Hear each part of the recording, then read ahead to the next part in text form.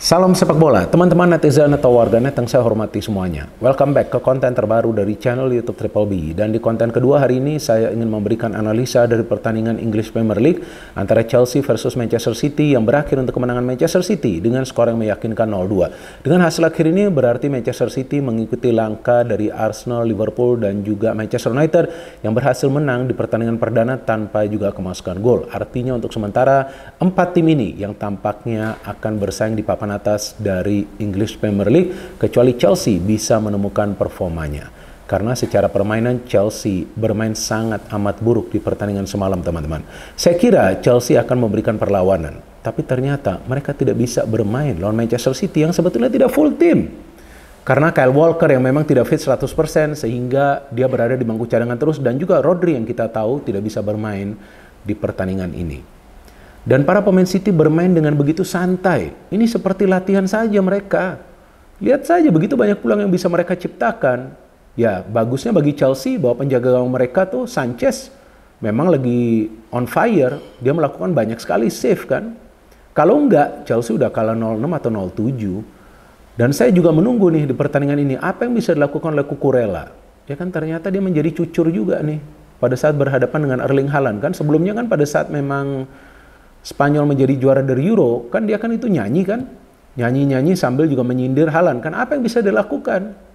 Ya kan inilah, maka itu saya melihat kesombongan dari Cucurella yang kali ini dia tidak bisa justru menangani Erling Haaland. Dan mungkin juga Haaland sengaja tuh deketin ke Cucurella untuk nunjukin bahwa memang dia lebih hebat daripada Cucurella yang tampak tidak bisa mengimbangi kecepatan dan juga kekuatan fisik dari Erling Haaland, sehingga Erling Haaland yang membuka gol di pertandingan ini. Dan ini adalah gol yang ke-91 bagi Erling Haaland selama membela City sebanyak 100 pertandingan. Luar biasa ya Erling Haaland ini, yang memang monster dia di dalam kotak penalti pertahanan tim lawan.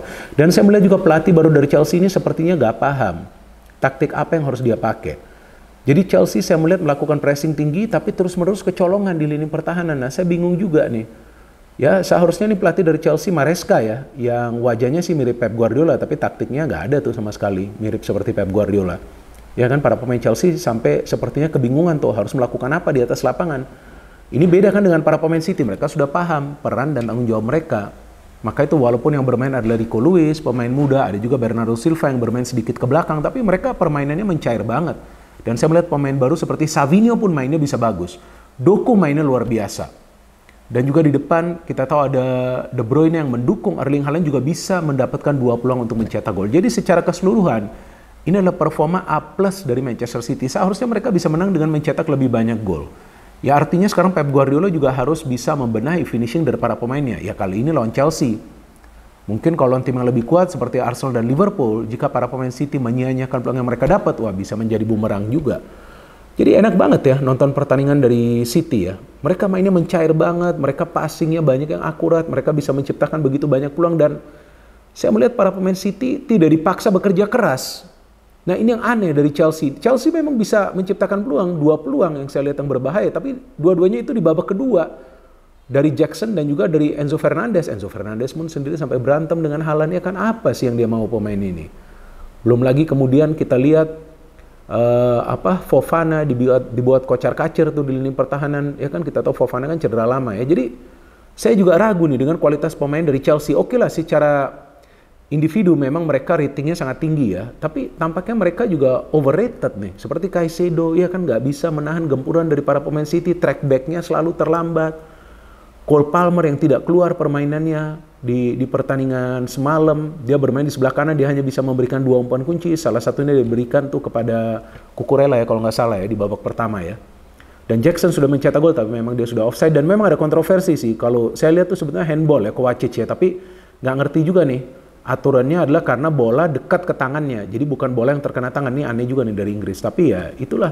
Sekarang ada VAR juga kadang-kadang ada kontroversi juga kan dalam pengambilan keputusan dari wasit.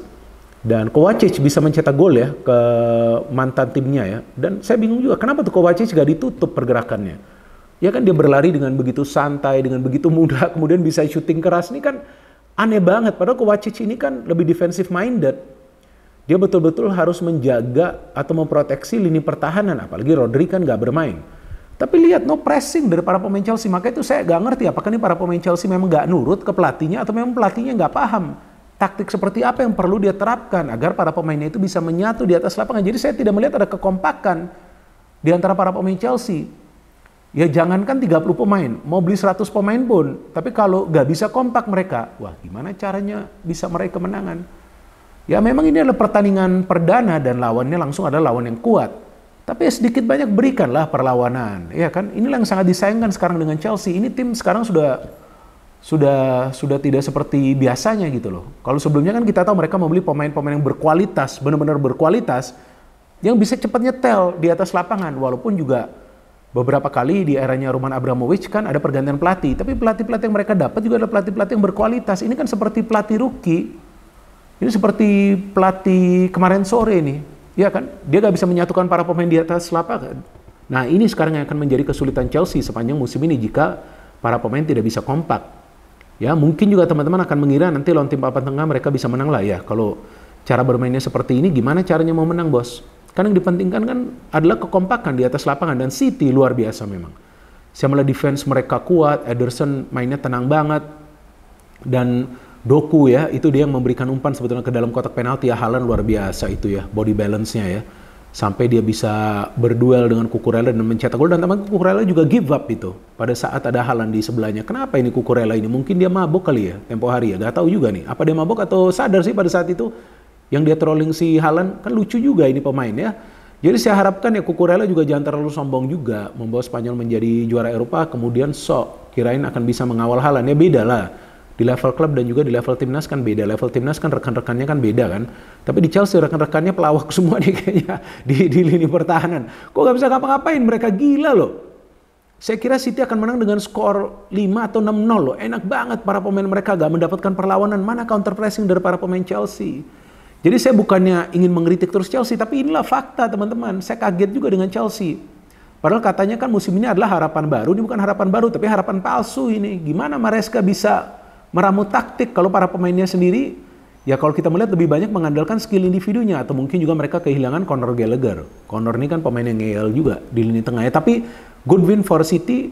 Ya awalnya saya kira bahwa Chelsea akan memberikan perlawanan dan pertandingan ini akan berakhir imbang.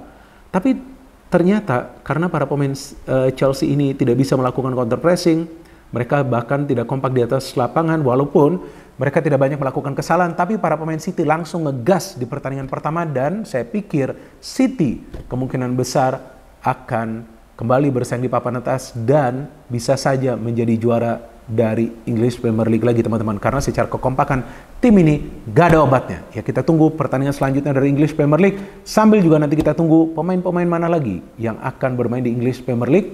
Karena jendela transfer kan masih dibuka ya teman-teman sampai akhir bulan ini. Tapi yang ingin saya katakan bahwa Manchester City gak ada obatnya. Apotek lebih baik jangan buka karena pasti bangkrut dengan adanya permainan City yang begitu elegan. No hit, no politics, only football. Salam sepak bola.